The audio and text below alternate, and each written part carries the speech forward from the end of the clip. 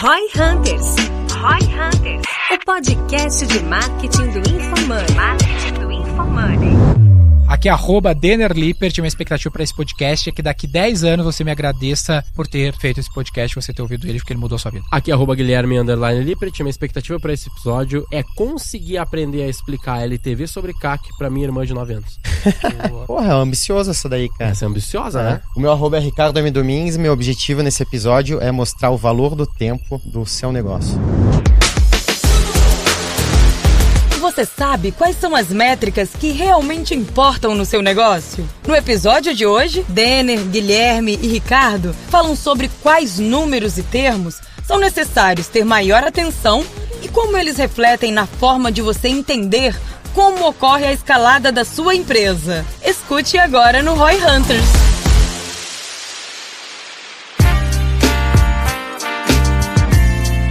A gente está aqui então para falar sobre métricas que realmente importam, muito com base em Software as a Service, Service as a Service, né, negócio de receita recorrente, mas não necessariamente. SaaS. É, o SaaS, o famoso SaaS. Então, cara, 3 coisas que realmente importam aí para um SaaS, e eu vejo que não é muito diferente para qualquer outro tipo de negócio, que é adquirir cliente, reter cliente e monetizar cliente. Olha que interessante, né? Adquirir cliente, reter cliente e monetizar cliente. Pois é, porque não. cliente não é só quem tá pagando. Não cliente pode ser. é quem tá te dando atenção. O Spotify não olha pro número de usuários que ele Muito tem ou legal. só pra quem paga? Minha legal. mina é um cliente, então. O que tu faz lá não é exatamente Não, isso? e inclusive você consegue estruturar uma empresa em torno desses 3 pilares. É quase que, se você olhar o ciclo de vida do cliente, é quase que exatamente isso, né? Porra, você adquire, você retém O ponto é que e a maior monetiza. parte da galera não considera esse cara ainda não monetizado como um cliente, né? Perfeito. No teu caso, mas lá é uma vocês oportunidade. olham, né? A gente olha. E é o É teu... o que a gente chama de base passiva. Uhum, A gente conhece muitos brasileiros, né? legal. Que já passaram pelo nosso funil em algum momento do tempo. E você trabalha exatamente nessa base ainda não... Perfeito. Ou que não está monetizando mais. Não, repare, mas eu acho que a maioria, principalmente a gente que está acostumado aqui com esse business digital, é a base de leads. Você aí, empreendedor digital, você tá tentando extrair o máximo de suco ou engajar a tua base de leads? Normalmente não, tá? Essa base de leads passiva, ela costuma ser muito negligenciada. Uhum. Tudo mais constante. Porra, legal. Então aí, ó, são essas 3 coisas que a gente tem que estar trabalhando. E aí vamos voltar aqui então para adquirir clientes. Quando eu adquiro um cliente, ele tem um custo de aquisição, né? O CAC. Tá aqui na camiseta, ó, o CAC. A gente tem que trazer um menor custo de aquisição. Então, puta, botei uma grana no Google, vai gerar acesso, parte desse acesso vai comprar, vai gerar lead, vai acabar comprando lá do meu time de Inside Sales. Então, vamos dizer que eu gastei R$1.000, desses R$1.000 vão ser fazer 10 vendas, eu tenho ali um custo de aquisição de R$100. Só que qual que é a questão, que é o ponto que eu quero trazer aqui, é o fluxo de caixa desse processo. Porque beleza, se eu trouxe R$100 de receita, primeiro, não é R$100 de margem. Não, eu tive R$100 de CAC, desculpa, né? Foi o meu custo de aquisição. Quanto esse cara pagou? Vamos dizer que esse cara pagou R$100 ou R$150. Você tá De falando receita. Uhum. Porque eu trouxe um cliente, mas beleza, quanto que esse cliente deixou de receita? No M1, mês 1. Deixou R$150 de receita. Pô, beleza, esses R$150 pagaram o meu CAC? Não, porque eu tenho uma margem de contribuição que é uma puta incógnita na cabeça do empresário, que é o que a margem bruta, quanto que ele deixa de margem para contribuir com esse custo de aquisição e os demais custos fixos. Então, isso não é teu lucro líquido, isso que eu tô te trazendo, porque a galera não tá ligado Não isso. tá ligado. Pô, o cara não sabe. Então, te dar um exemplo. Cara, eu sou uma empresa de serviço como a V4, né? Posso puxar um exemplo de um cliente que a gente tá passando por isso? Poxa. Pra tu... Poxa. Olha só, pensa assim, os caras são de contabilidade, é uma Tá. rede de franquias de contabilidade. Tá bom. Eles têm uma mensalidade de mais ou menos uns... Vou arredondar aqui pra facilitar as contas, tá? Então, R$400. Tá. Fica aí no mínimo dos mínimos 1 ano, mas a média é 3 anos de LTV. Ainda não tô falando de LTV. Tá bom? Então é isso. Então 3 é anos. 380 Retenção de 3 anos. É isso aí. O cara fica pagando e nunca mais hora, não cancela. E eles estão tendo aí na casa de uns R$300 de CAC. Qual que é o problema nesse caso? O problema desse caso é que eles hoje faturam muito pouco. Faturam, tipo assim, cada unidade fatura R$30.000. Tá, E eles não têm essa lógica toda e eles não querem investir mais. tá. Por quê?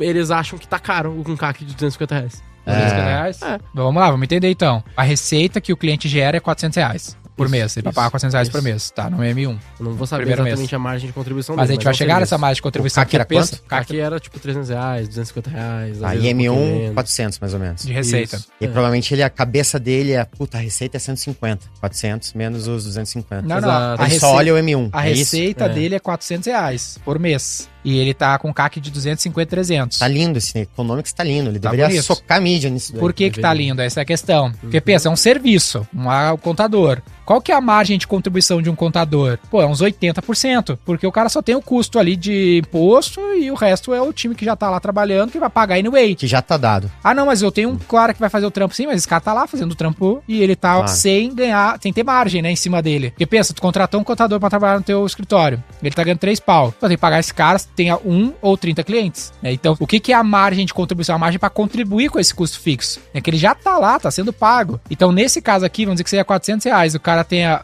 vamos ser conservador, pagando imposto pra caralho e algum outro custo ali atrelado ao negócio. Tá achando R$280 de margem. O Gui falou que foram R$250 de CAC, a métrica que eu puxei aqui era o fluxo de caixa. Se eu tenho R$250 de CAC e o cara tá deixando R$280 no primeiro pagamento, quer dizer que eu não tenho fluxo de caixa negativo, que é o problema dos grandes softwares as a service mesmo. Porque ele gera R$280 de margem e custou 250.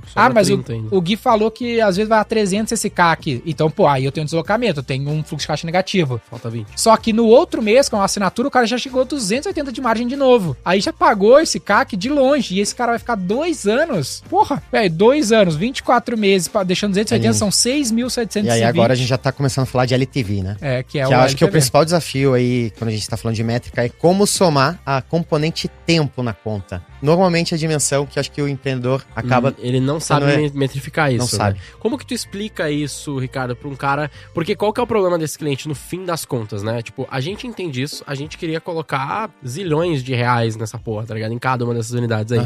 Só que o cara não tem o dinheiro. Tipo assim, não é nem que o cara às vezes nem quer. É tipo assim, ele não tem dinheiro. Tipo, tá, tudo bem, ele tem V4 Bank, essas coisas que a gente pode fazer pra ele lá e tal, mas ele não tem a grana, ele tá meio apertado lá, ele paga os custos fixos, ele não tá... Casamento de fluxo de caixa, fudido, provavelmente. Assim, ele gasta, tipo, R$1.000, também esse CAC vai aumentar conforme ele escala e tal, mas o economics dele já é bom, então ele gasta, sei lá, uns R$1.000 de mídia, ele vende pouquinho e aí ele não tá conseguindo arregaçar, entendeu? Tem um lance interessante que é aí é um lance que até um episódio que eu quero fazer, que é a alavancagem. Por que os caras... relacionado. Por que os caras se alavancam? Né? Por que eu vou lá e pegar um empréstimo ou o que eu vou vender para um investidor, alocar na minha empresa? É exatamente isso. Se eu fosse esse cara, eu fosse uma startup de contabilidade com esses números, eu chegaria no investidor e falaria, cara, olha só, eu tenho um CAC de R$280, esse cliente deixa 6 mil de margem durante o contrato, que é o LTV, né? Ele deixa 6 pau de margem, me custa 280. Vou levantar 10 milhões, socar a mídia e mesmo que o custo do capital seja muito alto. Eu fiz, por exemplo, na V4... Quem deveria fazer isso, na real, não precisa nem levantar dinheiro. Quem deveria fazer isso seria a franqueadora, porque quem tá fazendo isso jeito de tu levantar capital, né? É um jeito, tudo bem, claro.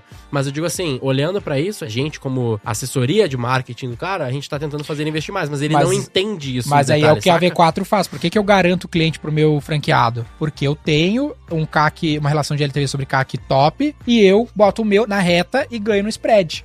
Porque eu cobro do meu franqueado 100% do primeiro mês, né, da assinatura do meu cliente. Só que o meu custo de aquisição é 80% do primeiro mês, 70% do primeiro mês. Então ainda ganha uma margem, fora o LTV. Será que nesse caso não tem nesse cliente em exemplo aqui, que é um exemplo real e números bem aproximados ali do real, pelo que eu lembro? Foi até uma situação dessa semana, então por isso que tá claro. Será que esse caso não tem um problema também de operação, assim? De, tipo, o cara não consegue escalar? Talvez tenha divisão, tá? Porque tu vai granular as implicações, né? Recebimento dos clientes, né? Mas, tipo assim, qual que é o que o franqueado me trouxe? O franqueado me trouxe que hoje o problema não é mídia, o problema não é venda, o problema não é CAC, o problema tá sendo o ensinamento desses conceitos pro cliente. Tipo assim, o educacional. O cara tá, tipo assim, o meu franqueado, até tu vai saber quem é, eu não vou citar aqui agora, mas esse meu franqueado, ele não é muito paciente, tá ligado? E aí ele tá, tipo, cara, muita mão ensinar pra esse cara, os caras não entendem essa porra e tá bom, mas eles não querem botar mais dinheiro, então tá uma merda isso aqui, eu tô pensando em transicionar esse cliente, não quero mais, tá ligado? Por mais que, tipo assim, operacionalmente é bom, mas o franqueado em si, ele não é um cara manjador de business e, pô, franqueador. O franqueado, que é quem nos contratou. Não. O franqueador. Tem o franqueador e tem o franqueado do franqueador. Quem nos contratou foi o franqueado. Foi o franqueado. E eu também trabalho com a franqueadora, que é pra fazer expansão, vender mais franquia. Só que a franqueadora não dá tanta atenção pro franqueado, e o franqueado não manja disso. Tu tá tendo outro problema aí, que é operations puro. Mas, realmente operations puro. Aí que tá, mas o ponto que eu quero dizer é que tem duas pessoas nos ouvindo aqui. Tem o dono e tem o operador lá. Tem o Roy Hunter. Tem o Roy Hunter, né? Que a gente já definiu em outros episódios. Então eu tô tentando trazer pra vocês explicarem melhor ainda pro dono, tá ligado? Eu quero pegar esse episódio e dar pros franqueados desse cliente pra eles ouvirem e eles ficarem, cara, não pro Roy Hunter. Pro dono. Eu quero dar pro dono desse projeto aí, do nosso Roy Hunter,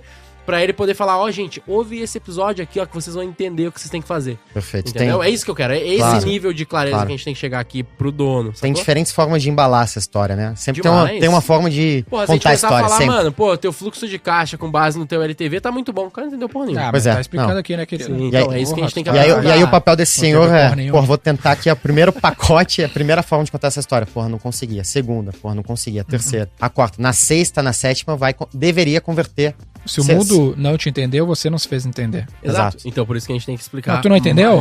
Eu entendi. Mas sabe qual que seria uma embalagem bacana? Eu olhar pra trás. Porque, eventualmente, a projeção pra frente parece muito arbitrário, muito probabilístico, muito futurologia. E se ele olhar pra trás? Vamos pegar um cliente aqui de 2 anos atrás. Janeiro de 2019. Vamos acompanhar qual que foi o economics dele até hoje? Exato. Então é um realizado. Fica muito mais tácito. Que é a predição baseada nos dados do passado. Perfeito. É quase que um backtest.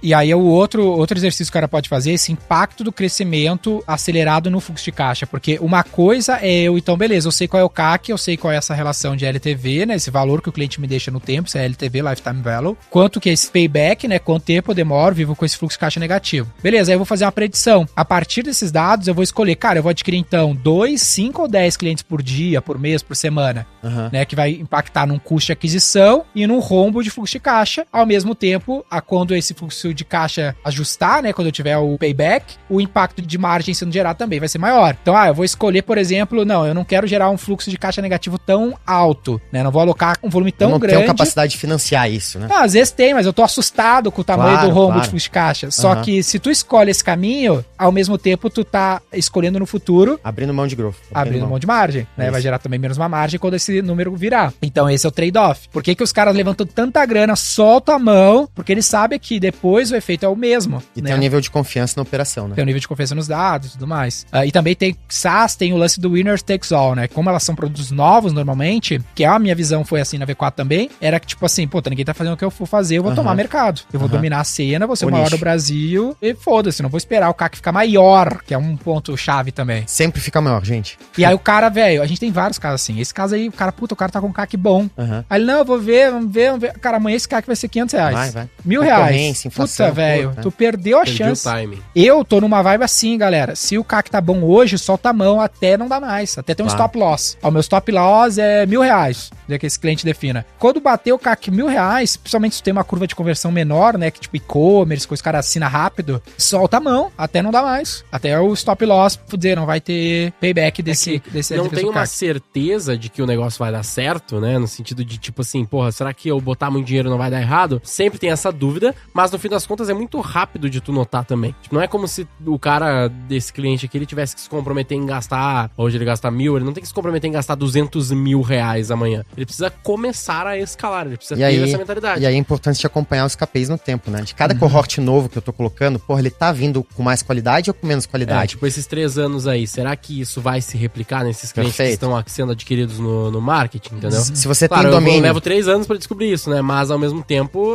Você consegue já comparar, mantendo tudo mais constante, a qualidade desse cohort no tempo. Então eu comparo o primeiro mês do cara que eu tô trazendo hoje com o primeiro mês do cara que eu trouxe 2 anos atrás. Ele se comportou melhor ou pior? Melhor em a que retenção, sentido? o ticket que ele me gerou, ele tá melhor ou tá pior? Digamos que nesse caso o ticket é sempre o mesmo. Então, tudo mais constante. Se ele tem a consciência ou a crença forte de que a operação vai se manter constante, a qualidade do cliente é muito próxima de 2 anos atrás. Aí tá tudo bem. Aí ele tem mais confiança. É o maior indício de que ele deveria socar a mão e trazer mais cliente. Não é o caso da V4, né? Que o nosso caso é muito volátil. Cada cliente é uma coisa diferente, cada ticket que eu vendo é uma coisa muito diferente. Então eu não consigo dizer que o mesmo cliente que entrou hoje por 4.500 que vai entrar daqui 3 meses, ele vai ter com certeza o mesmo comportamento. Mas aí você olha... Tem uma tendência grande, mas... Você olha a soma dos clientes. De novo, a lei dos grandes números, né? Total, entendi. Então, tipo, aqui a gente tá fazendo o exemplo de um cliente só. Mas qual que era a conta certa? Deixa eu todos pegar os clientes desse mês, esses 20 com clientes. todos os clientes daquele mês seguinte. Exatamente. Lá pra ver... E aí você tem que dividir pra pegar a média, né? Total. Porque se 2 anos atrás eu trouxe 10 clientes esse mês e atualmente eu tô trazendo já 30 clientes por mês, pra comparar banana com banana, você tem que tirar a média. Na média, os nossos gráficos de safra, eles são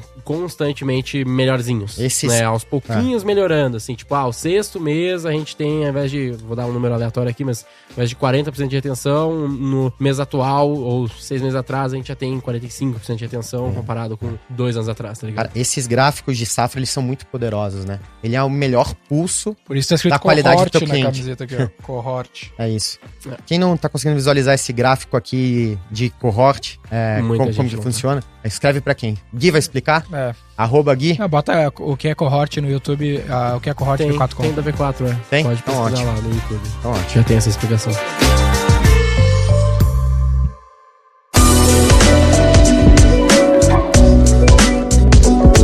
Outras duas diretrizes aqui, então, a gente já falou um pouco, mas só para deixar evidente, essa relação, que a gente chama de ROI na V4, retorno sobre investimento, para nós, essa relação de LTV sobre CAC. Como assim? Só a gente fala isso, na real, né, desse jeito. Quanto de LTV esse cliente me gerou? Na vida. Na vida, ao longo da vida dele. Esse cliente, do exemplo da contabilidade, me deixa R$6.000 de LTV. Beleza. 6 mil a gente já tá considerando a margem de contribuição. Isso, vou fazer de Aqui novo é essa conta. 280, né? Faz do zero, pra gente fazer certinho. É um cliente que deixa R$400. Opa, R$400. Uma contabilidade, o cara paga R$400 por mês, fica ativo na contabilidade por 2 anos, 24 meses. 9.600 de ARPU, Average Revenue Per User, é a receita média que ele deixa na mão Sempre média. da contabilidade. Pode ter cliente que paga 500, não sei o que, mas mais ou menos é isso. E a margem de contribuição, vamos dizer que seja 70%. A gente já falou da margem de contribuição, então ele deixou R$6.720 de LTV, valor de margem para contribuir com os custos fixos do escritório, do tapete, do que for, lá da luz, da água, para o escritório estar vivo. Só que aí eu tenho esse custo de aquisição. Essa é a minha relação de LTV sobre CAC. Só que nesse meio tempo me custou um dinheiro adquirir esse cliente. Quanto foi esse dinheiro? Foi 1.000? Foi 2.000? Foi 3.000? Foi 6.000? No nosso exemplo,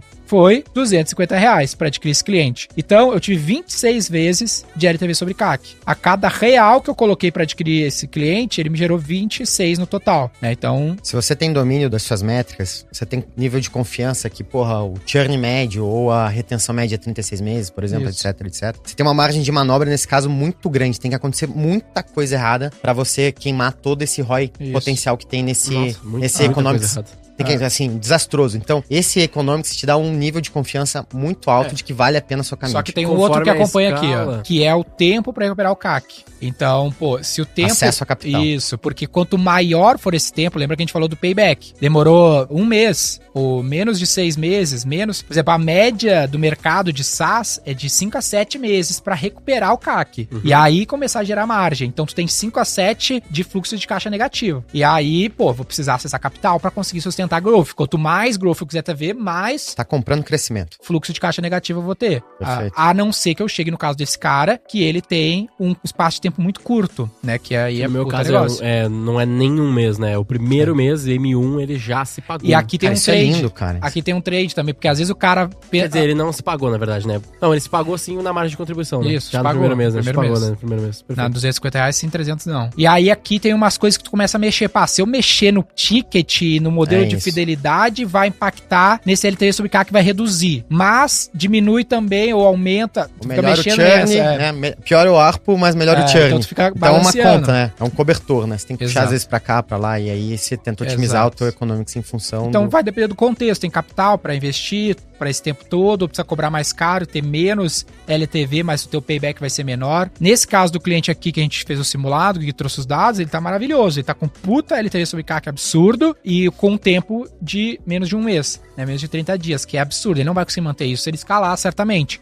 O que o mercado quanto visa... mais alto, mais rápido derrete, né? Normal. Tipo, o cara tem a não ser que ele tenha uma coisa muito maravilhosa, um LTV sobre CAC muito grande, porque ele tem um negócio tipo a Netflix. Não, tipo esse. Né? Ou esse aqui. Mas nesse caso aqui, qual que é o problema? Por que ele tem um LTV sobre CAC grande? Porque ele gasta muito pouco. Também. Então, qualquer vendinha que ele faz ali, 2 vendas, ele já fez muita receita no LTV, o LTV é muito grande, aí ele tem um LTV sobre CAC muito alto. Mas, quando ele começar a gastar 10 vezes esse valor de mídia, que vai ser 10 mil esse reais, valor, ele já está vai deslocado, ele não é pra ser esse. Ele é dinâmico, né? O que o mercado olha para um LTV sobre CAC acima de 3, né? Se ele ficar na casa ali de 7, 8, já é tipo assim, é excepcional. Já tá lindo. Se ao longo da vida, depois de 3 anos do cara consumindo a empresa, ele tiver um LTV sobre CAC de 8, acho que a XP deu um 10, 12, né? Que a XP tem. Não posso falar. Eu tinha visto isso em relatório, não tem isso público? Eu acho que não. Eu não tenho esse número. Eu não tenho esse número. Eu acho que tem público, eu já vi falar de 12 vezes. Não sei se eu vi na palestra. Depende muito da marca. Até no prospecto do Nubank eles falaram sobre isso. Que eles falaram que era 18 meses. O deles.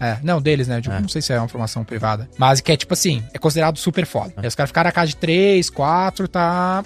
legal. Quer dizer que a cada real que eu aloco, ele volta 3, 4 reais. Porra, maravilhoso, né? As empresas mais valiosas têm a melhor relação. Pensa nisso. Às vezes o cara olha assim, não, isso aqui é pouco. Ah, não, ele tá gerando pouco. Cara, que investimento que tu vai alocar R$1 e vai voltar 2, 3 reais. É 100, 200, 300% de retorno. É uma máquina de dinheiro, né? Máquina de dinheiro, o melhor totalmente. negócio é o teu negócio. O melhor investimento é o teu negócio, né? Qual que é o nosso LTV sobre CAC que tu tem na cabeça? 3, 2.4, 2.8. Pode crer. Imagina o LTV por CAC da Apple. Absurdo, né, velho? Por isso que é a empresa mais valiosa do mundo. É isso. A Amazon. Aí tu começa a olhar, né? Porra, o que as empresas mais valiosas do mundo têm em comum? Retenção infinita. Retenção, né?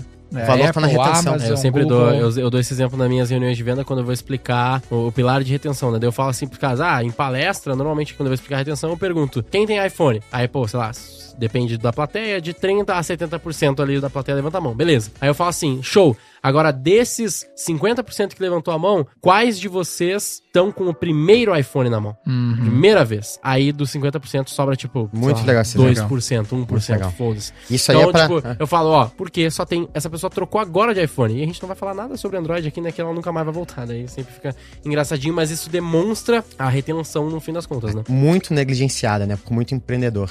Então Total. o cara tá pensando e procurando o ROI ali da primeira venda, eventualmente. Mas o valor você deveria capturar no tempo. Na segunda, na terceira, na 10ª venda. E a compreensão desses unit economics, esses números específicos, fazem toda a diferença pro cara que é CEO. Porque o que o cara faz, se o cara não compreende o conceito e sabe os números dessas unit economics, ele vai olhar, tá ruim. Investi 250 e voltou 300 nesse mês. Ruim. Não, mas não é... Não, Fecha a tu torneira. esqueceu uma parte da conta, cara. Não é uma parte, é a maior parte. A maior parte. Quando você tem um bom cliente, um cliente fiel, o valor dele pra você enquanto empresa, às vezes 95% do valor dele tá no longo prazo.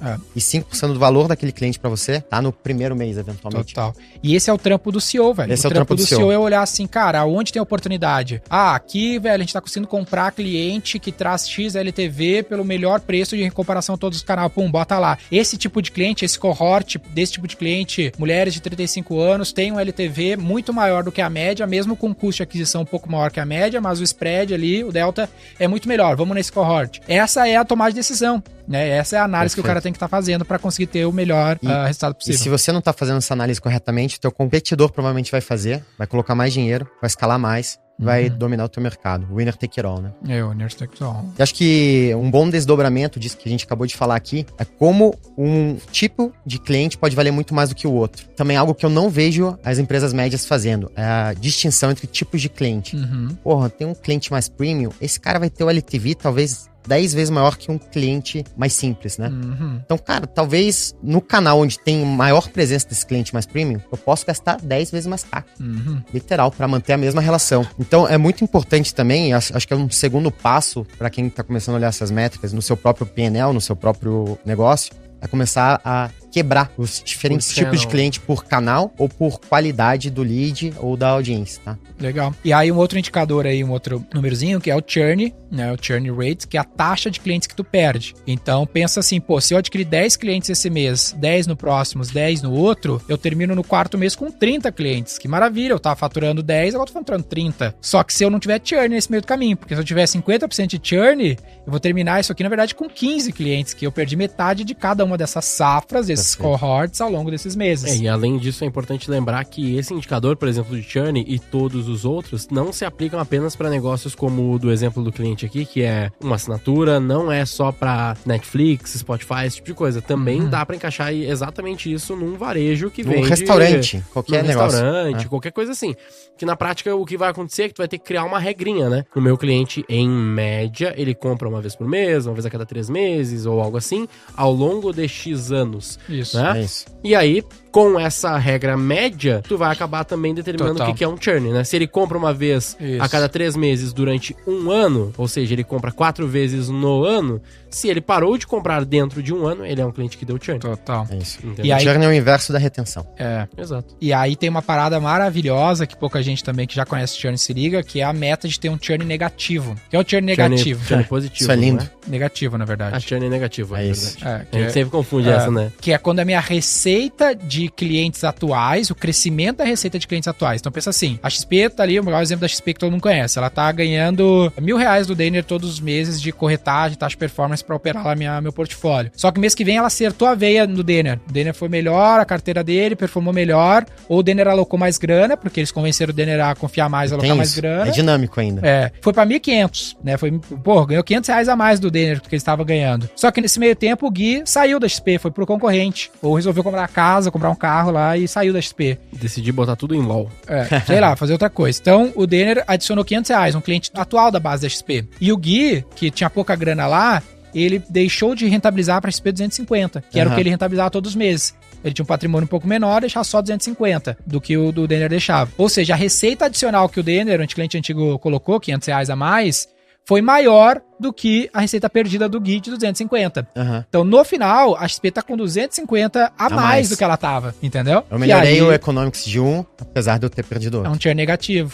Então, for farmar, que a gente fala, cultivar relacionamento com a base de clientes, CRM e tudo mais, para que a minha base de clientes passe a gastar mais comigo. Um exemplo, a gente fez um upgrade do G Suite. A gente pagava $20 reais no G Suite para 3 mil usuários. E aí era o limite, não podia ter mais de 3 mil usuários. Aí a gente teve que fazer um upgrade, daí foi R$10 a mais por usuário. Eu, filha da puta, velho, o G Suite nunca fala comigo, eu tô pagando, tô feliz, e eu não tenho escolha. Agora, pra mim ter mais de 3 mil usuários, eu tenho que pagar mais por usuário. E o teu switching cost é gigante, né? Não posso sair, né? Puta modelo de negócio. Tem um lock-in fudido, eu não posso trocar, vou trocar pra local web, não vou, tá ligado? Aí eu fui lá e pum, então o Denner tava pagando, vou pegar nesse exemplo aí do G Suite. Eu tinha 3 mil usuários por... Pagando 20, né? Pagando 60 mil. R$20. Tava pagando mais, eu acho. 3 mil vezes R$20, tava pagando 60 mil. Aí passei... Eu acho que é mais, que é tipo uns 26, mas... aí eu passei a pagar R$40 por usuário. Fui pra 120 mil, dobrei. Caramba. Se ele teve churn lá dos outros caras, porra, vai ter que ter muito churn pra cobrir os dobro que eu tô pagando. É um cliente que eu tô lá há anos com os caras. Então, não necessariamente o cara precisa de novos clientes pra crescer o business se ele tiver churn negativo. Ele upsellou em você, né? E aí, é óbvio que ele não parou de adquirir novos clientes. Então, a soma do controle correto dessas unit economics vai fazer tu ser uma empresa Roy Hunter. O outro exemplo é o exemplar. próprio... Exato, o outro exemplo é o próprio Ricardo. Ele tem um time nosso contratado, ele paga um X valor ali. O time gostou, tá gostando do trabalho, aparentemente. E aí ele foi lá e indicou pra uma outra área de dentro da XP e a outra área comprou mais um contrato. Tudo bem, são 2 clientes diferentes e tal, mas é tudo dentro da XP, então eu posso considerar isso como um upsell e esse valor a mais que o segundo LTV da XP aumentou. Não, e ajudou no meu churn negativo, né? Exato. Perfeito. E cobriu o que eu tava perdendo. No exemplo que você tinha falado do Gui como investidor, tem algo até mais interessante dentro dessa história, que é quando você tem esse nível de conhecimento da tua base, você pode começar a usar CAC para reativação. Você já conhece aquele cliente. Você sabe que se o Gui voltar para tua plataforma, ele vai gerar R$500 por mês. E esse LTV legal. do Gui no tempo, talvez seja 3 mil. Então, tudo mais constante, eu poderia virar pro Gui e falar, Gui, você quer R$2.500 pra voltar a operar aqui na XP hoje? Claro, vale mais a pena do que perder o cara. Exato. Então, o CAC de reativação é algo também que fala-se pouco, né? Legal, muito bom. Mas você conhece o teu cliente, você pode fazer essa Bravíssimo. Claro que você tem que, legal. claro que você tem que assumir aqui algumas hipóteses de, quanto tempo esse cara vai ficar na volta dele, quão fiel ele vai estar à marca, etc, etc. Bom demais, turma. Privilégio. Valeu.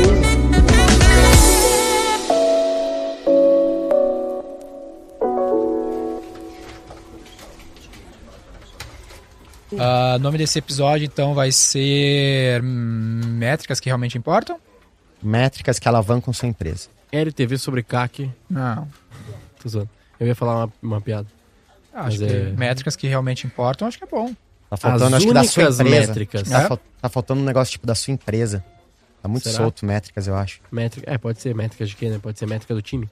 Mas as métricas... Não podia ser um lance assim, uma qualquer dúvida negócio. que o empresário tem, que é tipo, quanto dinheiro meu marketing dá, sabe? Quanto de dinheiro eu ganhei com meu marketing? É uma dúvida que o cara tem. Ou sobre escala também. Por dúvida também pode ser sobre escala, o nome sobre escala, sabe? Tipo, quando... Métricas para escala para escalar seu sustentável. negócio. Para escalar seu negócio. Métricas para escala sustentável. Isso, Sustentável, ou saudável. Sustentável não ou vende, descubra quando escalar o seu negócio. Por exemplo, descubra quando... Algo assim. Métricas tem que ter no nome. Métricas Como para um e negócio quando saudável. escalar seu negócio. Tem que ter métricas. Tem que ter métricas. Métricas para um negócio saudável, para um crescimento... Métricas Para o crescimento do seu negócio. Métricas para uma escala sustentável. Métricas para escalar seu negócio? Isso ou o meu. Pode ser. Qual dos Escolhe dois? aí Só o qual editor. Editor. Não, editor é ruim de escolher, né, mano? Os caras não estão no... Ô, editor, no toma esse feedback aí, ó. Porra, Ô, editor, ao o vivaço, cara vai assim, zoar, cara. vai deixar todas as tuas gafas aí no ar, velho. Pode deixar todas, não tenho medo não. Vem, cancela nós que a gente vai pro Rumble. Você entra numa região que... Não, mas Cuidado! Sacanagem. Tá maluco? Pode falar. Métricas pra escalar o seu negócio. Métricas para escalar o seu negócio, então está definido. Porque depois os caras escolhem o outro, a gente fica puto, daí tem que mudar, daí não faz sentido. Siga o Roy Hunters no youtube.com/Roy Hunters e no Instagram pelo @Roy Hunter Oficial e faça parte do nosso grupo do Telegram com conteúdos exclusivos.